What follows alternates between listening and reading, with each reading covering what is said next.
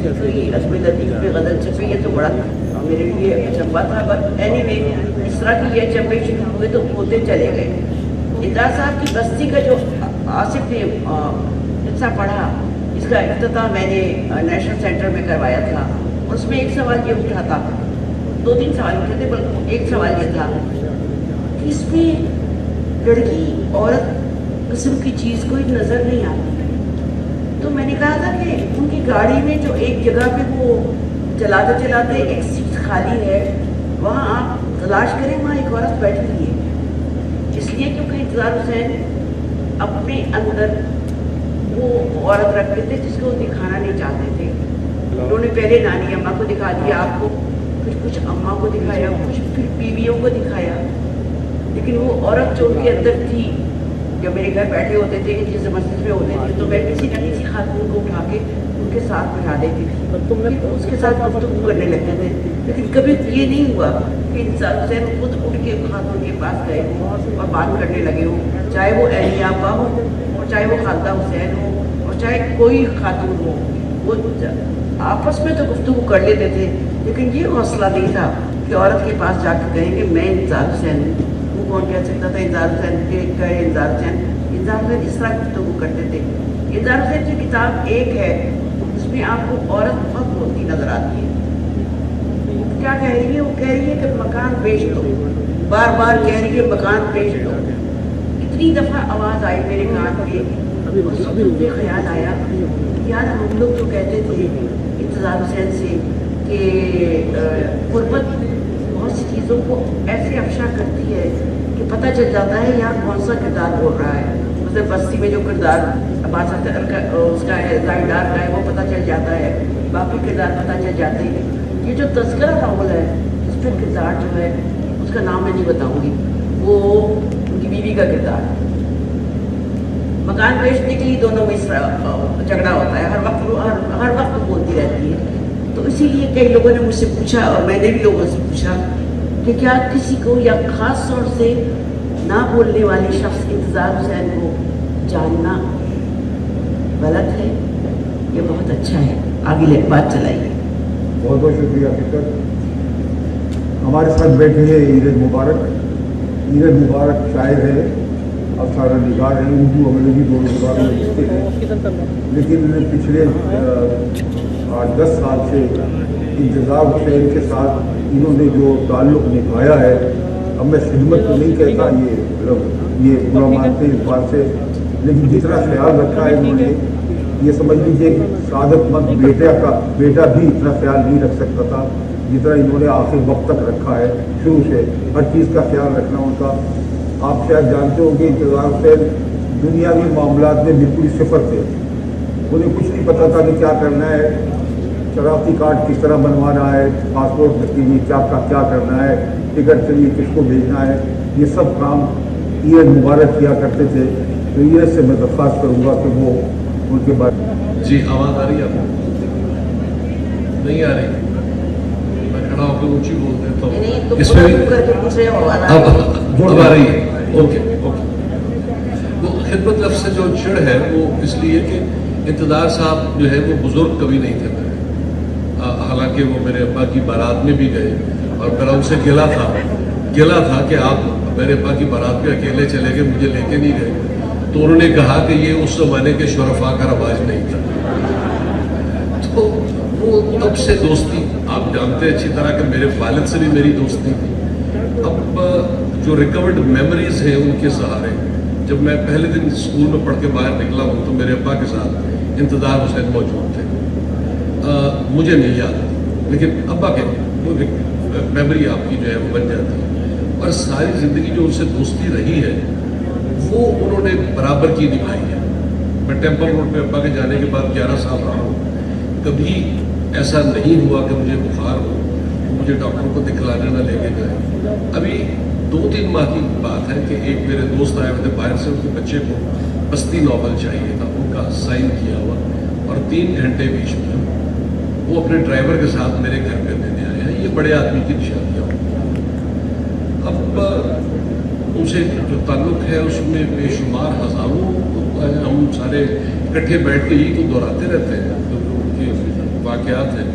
अब मैं बीमारी उनकी जो हुई वो इत्तेफाक से आपने एक कॉलम लिखा जिसमें आपने अपने आप को इल्ज़ाम दिया और उसमें गिल्ट राइट मुझे मिली क्योंकि उसके बाद 1 घंटा मैं उनके पास बैठा, तो वो आधा घंटा पौन घंटा उससे गुफ्तगू हुई। उसके बाद उनको हॉस्पिटल में ले गए तो उनकी भांजी नीलोफर शायद यहाँ बैठी हो, वो मुझे जो है वो आई बुलाने के लिए और मुझे कहने लगी कि तुम्हें याद कर रहे हैं। तो एट टाइम्स खुद साख्ता वारदात में इंसान इस तरह के चीज़ें सुन लेता, लेकिन मुझे यूँ लगा जैसे वो मुझसे रास्ता पूछ रहे हैं, जिस तरह वो बसा का रास्ता जो है पूछा करते। एक बीच में और बात अगर इजाज़त हो तो मैं कहूँ कि अब उनके जाने के बाद जो मेरी अपनी डिडक्शंस है उनकी ज़ात के बारे में, उनको सामने रख के जब मैंने उनके अफसाने दोबारा से पढ़ने शुरू किए हैं तो उनकी जाते मुझ में बिल्कुल डिफरेंटली खुल रही हैं। मिसाल के तौर पे उनका नाम सैयद मोहम्मद इंतज़ार हुसैन था। मोहम्मद उनके वालिद ने उनका नाम रखा, मरते दम तक को लाया, झगड़ा वगड़ा कोई नहीं। इंतज़ार अम्मा ने और मामू ने रखा। आप फरमा वो भी इसलिए कि इंतज़ार साहब बताते हैं कि हमारे मेरे घर में एक के बाद एक 4 बेटियां पैदा हो चुकी थी। जब मैं पैदा हुआ तो अब्बा ने कहा और अम्मा ने कहा बड़े इंतज़ार के बाद आया है, तो इसका नाम इंतज़ार है।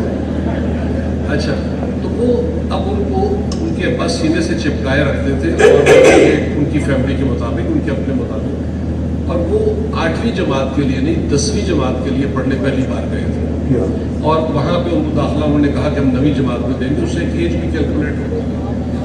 मेरे नज़दीक सबसे जो खूबसूरत बात है कि उन्होंने किस तरह से अपने आप को अनडू किया है अपने तमाम आने वाले दिनों में, कि किस कमाल से अनडू किया है। मैं अभी कल परसों जो है वो ज़र्द कुत्ता पढ़ रहा था, उसमें अब दाहिने हाथ और बाएं हाथ में जो कशमकश है, क्योंकि इंतज़ार साहब पैदाइशी तौर पर लेफ्टी थे, मुझे वो नज़र आती है। मुझे कलम लफ्ज़ कलमदान जो है और जो कागज़ है अब वो और सिंबल्स इख्तियार करता जा रहा है और जो या शेख गुफ्तगू करता है ये मुझे और गुफ्तगू सुनाई देती है। इस पर लिखूंगा फिर बात होगी। मैं अगर इजाज़त हो तो जब इंतज़ार साहब मुझे लगा कि अपना रास्ता बाद में करेंगे, पहले बात।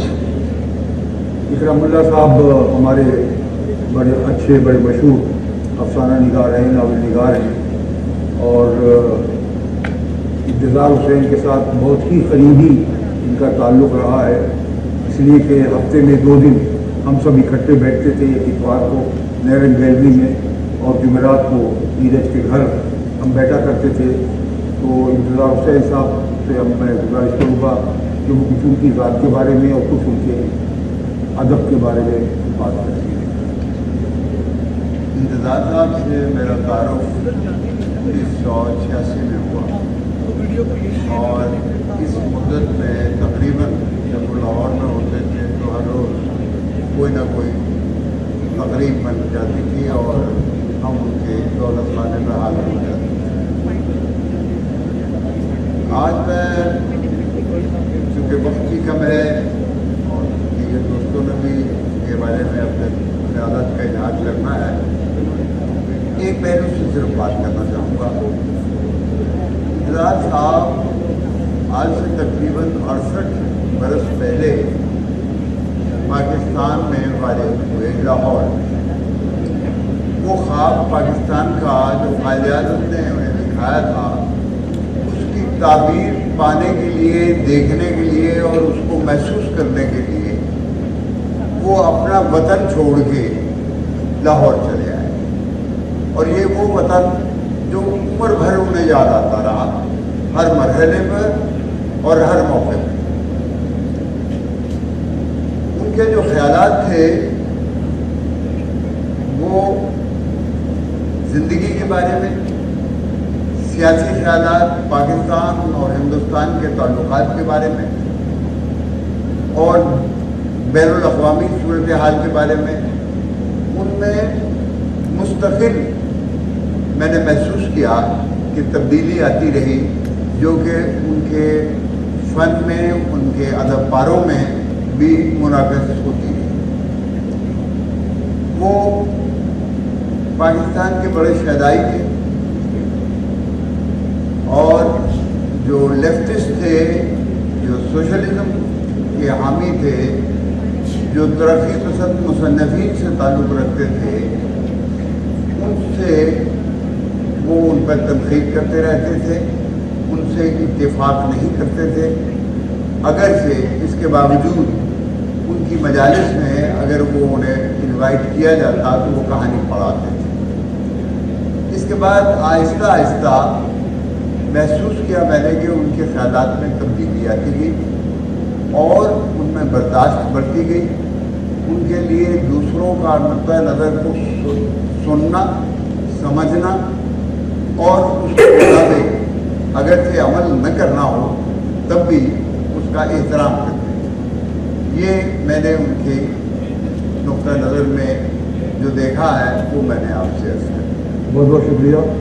अच्छा, मैं नासिर अब्बास नैयर साहब, प्रोफेसर नासिर अब्बास नैयर साहब, हम सब जानते हैं कि हमारे यहाँ जो उर्दू में तनकीद निगारी इस वक्त हो रही है, तनकीद लिखने वाले हैं, मैं मतलब इसी खौफ तनकीद के बगैर ये कह सकता हूँ कि हमारे ये सबसे अच्छा तनकीद जो है नासिर अब्बास साहब ने रहे, उस्ताद हैं, प्रोफेसर हैं और उन्होंने इंतज़ार हुसैन पर बहुत अच्छे मज़ामीन लिखे हैं। तो मैं उनसे अब गुजारिश करूँगा कि वो उनके फ़न के लिहाज से, जैसे कि आपका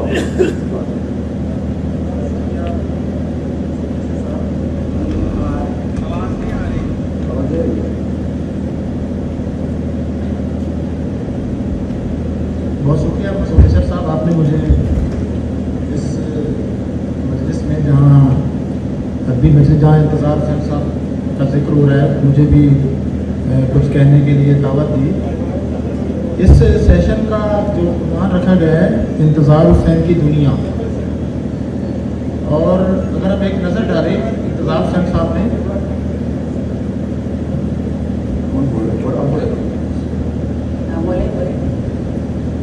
इंतज़ार हुसैन साहब ने जो दुनिया तख्लीक की, जो एक इमेजिनेटिव वर्ल्ड भी है और एक इंटेलेक्चुअल वर्ल्ड भी है, उस दुनिया का दायरा काफ़ी वसीह है और उस दुनिया का बहुत गहरा ताल्लुक़, जिसमें इकराम साहब ने बताया, पाकिस्तान के साथ है। पाकिस्तानियत के शायद साथ इतना ना हो जितना पाकिस्तान के साथ है। इंतज़ार साहब ने फिक्शन लिखा, अफसाने लिखे, नावल लिखे, इसके अलावा तनकीद लिखी, कालम लिखे, यादाश्तें लिखी, सफ़रनामे लिखे। दूसरे लफ्ज़ों में उन्होंने फिक्शन, नॉन फिक्शन और एक तरह की जो दानिशवराना तहरीरें थी वो लिखी। अगर हमें सारी उनकी दुनिया पर नज़र डालें तो मुझे ये कहने में कोई बात नहीं है कि 20वीं सदी में अगर हमने शायरी में एक अजीम शख्सियत इकबाल को पैदा किया तो फिक्शन में वाहिद बड़ी शख्सियत इंतज़ार हुसैन है। और इसलिए मैं नहीं कह रहा कि ये एक तरह की ताज़ियती तकरीब है जिसमें इस तरह की तारीफ़ें की जाती हैं। हकीकत यह है कि जिस तरह कॉलोनियल पीरियड में जो बड़े बड़े सवालात दरपेश थे उनका जवाब इकबाल ने अपनी फ़िक्र में दिया, इसी तरह पोस्ट कॉलोनियल पीरियड में तहजीबी सतह पर, सियासी सतह पर, नावल के फ़न की सतह पर, ज़ुबान की सतह पर जितने बड़े बड़े सवालात थे, जमालियात की सतह पर जितने बड़े बड़े सवालात थे, उन सवालात को एड्रेस किया इंतज़ार साहब ने अपनी तहरीरों में, फिक्शन में भी और नॉन फिक्शन में भी। और ये भी मैं कह सकता हूँ कि इंतज़ार साहब हमारे यहाँ पहले एक पोस्ट कॉलोनियल राइटर है, यानी उर्दू का वाहिद अदीब जिसके यहाँ कॉलोनियलिज्म का पूरा तजुर्बा और उस तजर्बे के हवाले से खालिस जो इंडिजिनस और एक मकामी रिस्पांस आला तरीन तख्लीकी सतह पर अगर नज़र आता है तो वो इंतज़ार साहब के यहाँ है। कॉलोनियल पीरियड में बहुत सी जो तश्कीलात बनाई जाती हैं कि मशरिक़ मगरिब है, मशरिक़ मशरिक़ है, मगरिब मगरिब है, या मशरिक़ जो है इसका ताल्लुक़ जो है पसमानदी के साथ है, मशरिक़ का ताल्लुक़ जो है इसके पास दास्तानें थी और वो महज तिलिस्म था, ख़याली बातें थी, उसमें कोई गहरी बातें नहीं थी, वो महज एक तफरीही चीज़ें हैं। तो इंतज़ार हुसैन साहब ने सबसे पहले अपने फिक्शन में ये कॉलोनियल पीरियड की ये जो कंस्ट्रक्ट थी कि जो मशरिक़ के पास है वो कोई बड़ा जो तख्लीक का सरमाया नहीं है और इसलिए नहीं कि उसमें बड़े सवालात नहीं हैं। इंतज़ार साहब ने अपने ज़माने के तमाम बड़े बड़े सवालात, खा वो हिजरत का सवाल हो, खा वो जिला वतनी का सवाल हो, खा वो डिस्प्लेसमेंट का सवाल हो, इन तमाम सवालात के जो जवाबात थे वो तलाश किए उस कदीम फिक्शन में। और फिर कदीम फिक्शन का मामला भी ये है कि हमारे यहाँ ये समझा जाता है कि मशरिक से मुराद सिर्फ इस्लामी मशरिक है। इंतज़ार साहब ने अपने फिक्शन में खुद मशरिक का जो तस्वुर था वो बहुत वसी किया। उनके लिए जो मशरिक है वो हिंदी मशरिक है, अजमी मशरिक है, हिजाजी मशरिक है, यहाँ तक कि सामी और इसराइली मशरिक भी है। उनका फिक्शन पढ़ें, बेहतरीन फिक्शन अगर आप पढ़ें तो आपको उसमें मशरिक की ये तमाम रिवायात अपने तमाम तर जो एक जमालियाती और तख्लीकी बुलंद सतह है उसके साथ नजर आएगी। और फिर एक और बात ये है कि उनके यहाँ रद्द-ए-अमल नहीं है, यानी रद्द-ए-अमल अगर होता तो वो मगरिब को मुस्तरद करते, लेकिन उन्होंने मगरिब की जो नावल और फिक्शन की हैत है उसको कबूल किया। और एक तरह से जो मगरिब की हैत नावल की हैत थी उसमें एक मकामी जो आला तख्लीकी और तहजीबी ज़हन है उसकी मुदाखलत को मुमकिन बनाया और उसको अंदर से तब्दील किया। और मेरा ख्याल है इंतज़ार साहब ने अपने फिक्शन में जो काम किया वो उस ज़माने में और शायद उसके थोड़ा बाद जो लातीनी अमेरिका में या अफ्रीका के कुछ अदीबों ने किया, जो तजर्बा लातीनी अमेरिकी और अफ्रीकी अदीबों का था वो था। मसलन चिनो चैबे ने मुझे याद आ रही एक जगह लिखते हैं कि अपने इंटरव्यू में कि जब तक जो शेर हैं अपने मुर्रख पैदा नहीं करेंगे तो शिकार की जो तारीख है शिकारी के नुक्ता नज़र से लिखी जाएगी। अगर शेर अपने मुर्रख पैदा कर लेंगे तो जो शिकार की तारीख होगी उसमें शेर का नैरेटिव बयानी होगा। तो मैं समझता हूँ इंतज़ार साहब वही शेर हैं जिन्होंने पोस्ट कॉलोनियल दुनिया का बयानिया उस शेर की ज़ुबान में, उस मशरिक की ज़ुबान में अपने फिक्शन में पेश किया है। बहुत बहुत शुक्रिया। असल में मैं तो ये कहता हूँ कि इंतज़ार हुसैन उर्दू अदब की तारीख में वाहिद लिखने वाला है जिसने हर सिर्फ में काम किया है और हर सिर्फ में अपनी छाप की है। आप उसको अफसाना देखें, नावल देखें, सफ़रनामे देखें, आप बीती देखें, तनकीदी मज़ामीन देखें, हत्ता कि उनके कालम देखें, हर जगह इंतज़ार हुसैन की अपनी छाप है। उसके साथ मैं जो एक बात और मैं अर्ज़ करता हूँ, जो कहा करता हूँ इंतज़ार हुसैन के बारे में कि वो गंगा जमनी वाहिद आदमी था जो हमारे दरमियान से चला गया। गंगा जमनी का मतलब ये है कि ऐसी जिसे हम हिंदू मुस्लिम तहजीब कहते हैं और उससे हम, जैसे कि अभी शर्मिला टैगोर कह रही थी कि हम उससे अब अलग होते जा रहे हैं। वो हमारी तहजीब जो है वो कल पैदा नहीं हुई है 47 में, वो या इब्न कासिम के आने से पैदा नहीं हुई है। हमारी तहजीब 5000 साल पुरानी तहजीब है जो हिंदू और बुद्ध मत से होती हुई हम तक पहुंची है। हमारी शख्सियत, और ये शख्सियत ऐसी है जो बिल्कुल इंतज़ार हुसैन के अंदर एक मुजस्सम शक्ल में पैदा हो गई थी। इस सिलसिले में मैं और उनके अदब में जो तब्दीली जो बात की कि पहले वो मुस्लिम असातीर का जिक्र करते हैं, बाद में हिंदू देवमाला उनके अंदर आ जाती है, फिर उनके अंदर बौद्ध जातकें आ जाती है। आसिफ फरूख साहब ने इस पर पूरा लिखा है और पूरी किताब मुरतब की है। मैं आसिफ फरूख से गुजारिश करूँगा कि इसको बयान फरमाएगा। हाँ, ये बात तो बहुत तफसील तलब हो जाएगी। मैं किश्वर की बात से शुरू करना चाहूँगा ख़वातीन के जिक्र में। ये ना बोलिए कि उन्होंने माधुरी दीक्षित का भी जिक्र किया है, बस ये कि गड़बड़ी हुई कि मैं वहाँ मौजूद था और वो इंतज़ार करते रहे कि मैं यहाँ से चला जाऊँ तो वो बात करें। इंतज़ार साहब के साथ सफ़र का मौका मिला। मैं इंतज़ार साहब की शख्सियत के खुशगवार पहलुओं पर बात करना चाहता हूँ क्योंकि उनका जिक्र ज़रा कम होता है। लंदन गए तो उनके पास एक बड़ी खूबसूरत छड़ी थी, संदल की बनी हुई, जो उन्होंने जनूबी हिंद से ख़रीदी थी। उस छड़ी के बारे में बहुत सी ख़वातीन बात करती थी और जब वो बात 2-3 जुमलों से आगे बढ़ती थी तो वो मुझसे कहते थे कि अब जवाब दो। एक दिन कहने लगे, इस छड़ी तो ये मैं लेके चलता हूँ मगर मैं देख रहा हूँ कि इस छड़ी से तुम्हारा बहुत फ़ायदा हो रहा है। हम कनाडा गए, वहाँ हमारे जो होस्ट थे वो कहने लगे, देखिए कितना हसीन मुल्क है, घास कितनी हरी है, इमारतें कितनी खूबसूरत हैं, चिड़ियाँ कितनी चहचहाती हैं। कहने लगे एक मामले में कनाडा बिल्कुल फिसड्डी रह गया। अब वो साहब चौंके, कहने लगे कनाडा की गिलहरी बहुत बदसूरत होती है, गिलहरी हमारे यहाँ की बहुत खूबसूरत होती है। उस गिलहरी का जवाब नहीं, और वो गिलहरी इसलिए खूबसूरत है कि उस पर कृष्ण जी ने हाथ फेरा था, गिलहरी के ऊपर 3 धारियाँ आ गई। फिर एक वो हमारे मेज़बान ने कुछ खजूरें ला के पेश की कि ये ख़ास मुक़द्दस मकाम से आई हैं। तो इंतज़ार साहब खजूर को उलट पुलट करके देखते रहे। कहने लगे अल्लाह ताला ने कुरान शरीफ में کھجور اور زیتون کی قسم کھائیے بطور وسیمینہ. کہنے لگے اللہ تعالیٰ نے اگر قرآن شریف ہندوستان میں اتارا ہوتا تو وہ نیم کے پیڑ کی اور آم کی قسم کھاتے. قسم تو آم کی کھانی چاہیے تھی. پھر کہنے لگے ذرا دیر بات سوچا کہ اگر آم کی قسم کھاتے تو اربوں کی کیا سمجھ میں آتا کہ یہ کیا چیز ہے. تو یہ انتظار صاحب کا ایک خوشگوار پہلو تھا.